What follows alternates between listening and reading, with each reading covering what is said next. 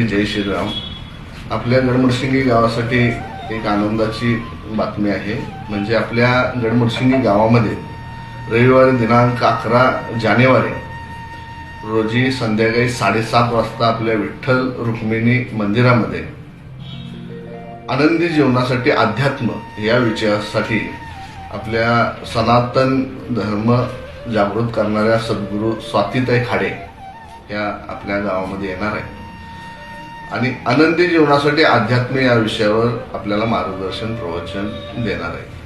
तरी या धावत्या जीवनशैलीमध्ये आपण आपलं आरोग्य, आपलं जीवन कसं निरोगी राहील आणि आपण आनंदी आणि उत्साही कशा पद्धतीनं राहील या बाबतीत ते आपल्याला त्या ठिकाणी मार्गदर्शन करणार आहे.